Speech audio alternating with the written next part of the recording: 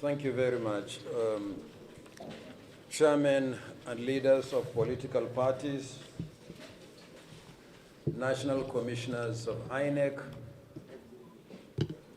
the secretary to the commission, other senior officials of the commission, members of the INEC press corps, ladies and gentlemen. It is my pleasure to welcome you to our second regular quarterly consultative meeting for this year, following our first meeting held 2 months ago on Tuesday, 19th March 2024. I wish to especially welcome those who are attending this meeting for the first time, either in substantive or acting capacities as leaders of their political parties. You may recall that our last meeting 2 months ago focused mainly on two issues. The first was the 9 by-elections and 38 rerun elections in 26 states of the Federation held on 3rd February 2024. With the exception of 2 state assembly constituencies in Enugu and Kano states disrupted by violence and thuggery, winners have emerged from the 45 out of 47 constituencies. The Commission is mobilizing and remobilizing to conclude the outstanding rerun elections following the recent conclusion of consultations with stakeholders in the 2 states. The second issue we focused on at the last meeting was the forthcoming off-cycle governorship elections in Edo and Ondo states. Today's meeting will update party leaders on preparations for the Edo and Ondo governorship elections. As you are aware, the Edo state governorship election is holding in the next 4 months on Saturday, 21st September 2024, while the Ondo governorship election holds in the next 6 months on Saturday, 16th November 2024. The Commission has already published the final list of candidates for the Edo State governorship election following the conclusion of party primaries and the end of the period for withdrawal and substitution of candidates as provided in the timetable and schedule of activities for the election. Campaign in public by political parties commenced on Wednesday, 24th April 2024 and will end at midnight on Thursday, 19 September 2024, that is 24 hours before the date fixed for the election as provided by law. Let me therefore seize this opportunity to once again reiterate to party leaders the need to continue to maintain law and order during the electioneering process and beyond. As we inch closer to election day in Edo State, it is also imperative to remind political parties of the need to adhere strictly to the timeline for the upload of the list of polling and collation agents to the dedicated portal. Doing so will enable the Commission to produce and deliver the identity cards in good time for the expected 76,823 polling unit agents and 3,587 ward, local government and state collation agents for the 17 political parties participating in the election. Turning to Ondo State, political parties have just concluded their primaries. 18 political parties conducted primaries monitored by the Commission. I wish to remind you that parties have 1 week to the deadline for the nomination of candidates, which the deadline is 6 p.m. on Monday, 20th May 2024, when the portal will automatically shut down. I urge you to adhere strictly to the deadline. Political parties have been given 23 days, over 3 weeks, from the end of primaries to prepare and submit the list of only 2 candidates, governorship candidate and running mate, to the Commission. There will be no extension of time. As the elections in the 2 states approach, the Commission has decided to resume the continuous voter registration in the two states to enable eligible citizens who are not registered as voters to do so. Similarly, those who are registered voters also have the opportunity to transfer their registration from other states of the Federation to Edo and Ondo states, or from one location to another within the two states. Let me reiterate that the CVR is only open to new registrants and those who seek transfer of their registration. Persons who are registered as voters should not attempt to register again, as double or multiple registration is illegal. Lost or damaged voters' cards will be replaced during the exercise, but this does not require fresh registration. The CVR in Edo and Ondo states will take place simultaneously from Monday, 27th May 2024 to Wednesday, 5th June 2024, from 9 in the morning to 3 p.m. daily, including the weekend. Taking into consideration the limited time to the governorship elections, the Commission has decided to conduct the registration at ward level and our state headquarters instead of our local government offices and a few designated centers, as was the case in the past.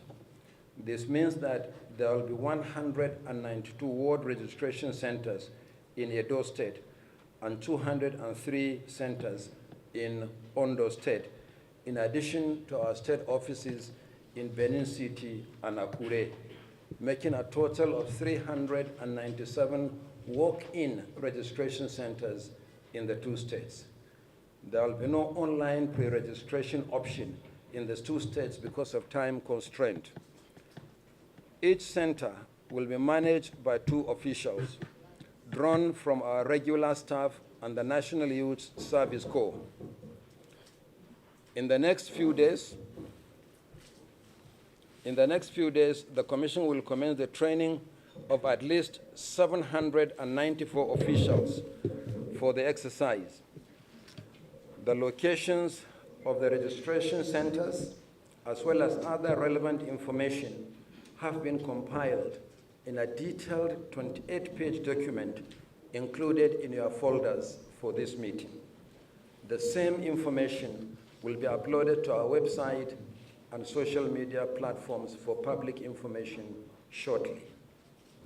The Commission therefore appeals to political parties and other stakeholders to join us in mobilizing prospective registrants for the exercise, particularly on the need to register early and not wait until the deadline approaches, when the registration centers are inundated by 11th hour registrants. In addition to the registration of voters, the Commission will also make available the uncollected permanent voters' cards, the PVCs, for collection during the CVR. In the coming days, the list of uncollected PVCs will be published in our offices in the two states and simultaneously uploaded to our website. Again, we encourage those who have not collected their PVCs in the two states to seize the opportunity to do so. Before I conclude, I would like to inform party leaders about the existence of vacancies in national and state assemblies caused by either death or resignation of honorable members in 3 states and 1 federal constituency across the country. As soon as preparations are concluded, the Commission will announce the dates for by-elections in Kana 2 State Constituency of Rivers State, the Bagwai-Shanono State Constituency of Kano State, the Zaria-Kewaye State Constituency of Kaduna State, and the Gariki-Babura Federal Constituency of Jigawa State. You can now appreciate truly that there is no election season in Nigeria any longer. It's election almost every month, either by way of by-elections or off-cycle elections. So on this note, I want to once again welcome party leaders to this meeting. I thank you and God bless. It is my pleasure to address this crucial quarterly meeting between the Independent National Electoral Commission and leaders of political parties to brainstorm over the critical issues electoral issues and chart the way forward. This month, specifically May 29, 2024, marked 1 year of anniversary of elected officers in the general elections and 25 years of uninterrupted democracy since the restoration of civil rule on May 29, 1999, and 64 years of political independence and 100 years of the formation of political party in Nigeria. The question is, how far have we gone in deepening or strengthening democracy in Nigeria? It is food for thought and calls for sober reflection in the quest for a strong, united, progressive, equitable, and just democratic nation. Our hard-earned democracy must be sustained. It should not be allowed to derail by the activities of anti-democratic and reactionary forces. INEC, leaders of political parties, civil society organizations, security agencies, the judiciary, the press, and citizens must be firm and decisive in protecting the nation's democracy and forestall political upheavals, as we currently have in some states of the country. We condemn in strong terms politics of bitterness, do-or-die politics, and divisive politics that have tendencies of undermining our emerging democracy. It is unacceptable. Politicians must abide by democratic ideals, ethics, and ethos, and desist from inflammatory utterances and actions that would impede our constitutional government. More importantly, political parties must adhere strictly by their constitutions in conducting congresses, primaries, and conventions. The high expression of interest and nomination fees charged by some political parties should be reviewed despite being internal affairs of the parties. IPAC will continue to engage party leaders on this, among others, that will curb imposition of candidates and boost internal democracy as we strive to make Nigeria better. Accordingly, leaders of political parties must lead by example in deepening democracy by ensuring an environment conducive for successful election, political stability, and peaceful electoral process in Nigeria. It is one way of restoring trust and confidence in the electoral system, which will boost voters' turnout in elections. We are deeply concerned by the low turnout in recent years, particularly in 2023 general elections. It calls for concerted effort by all stakeholders in the electoral process. For democracy to succeed, it is very important that eligible citizens and active participants. It is obvious that your vote is your voice. Your voice to be heard must be registered to vote. Effective voters register ensures that citizens' rights must be protected. It is imperative that INEC maintains updated registered voters in real time. Ahead of the forthcoming Edo and Ondo state governorship elections, it is important that voters in the two states are massively mobilized to register and participate in the polls. As the umbrella body of all the registered political parties in Nigeria, IPAC will spearhead this crucial exercise in collaboration with INEC. In previous elections, councils would move to various states, sensitize and mobilize the people on the upcoming polls, call for non-violence, and urge them to shun vote buying and selling. With the limited funds at its disposal, with the lowest voters turnout in 2020 general election, so much needs to be done. It is on record that the 2003 general elections had the highest voters turnout because INEC released funds in 2002 to political parties to engage in voters' education, sensitization, and mobilization to register and participate in the elections.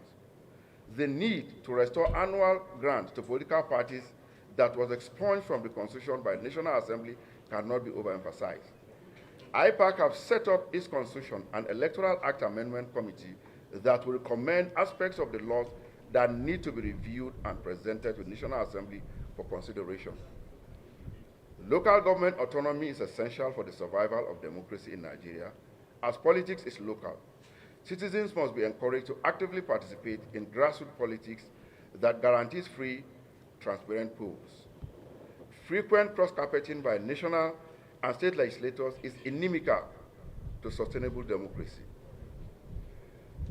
It is the remote cause of crisis in political parties and the state houses of assemblies, particularly when legislators decamp with impunity without cogent reasons. This must stop. Electoral Offences Commission is critical in the effort to sanitize our electoral process. The rate of electoral offenses is alarming. It builds distrust and questions the integrity of elections. Offenders must be duly punished to serve as deterrent to others. All eyes are on INEC to conduct free, fair, credible, and acceptable, inclusive elections with adequate preparation, functional beavers, and capacity to upload results in real time on its IREF portal. Nigerians will once more have confidence in the electoral system where every vote will be counted and count in the overall result. Our commitment in deepening democracy in Nigeria will yet again be tested in the Edo and Ondo governorship election. We are all in it together for successful elections. I thank you all for the audience.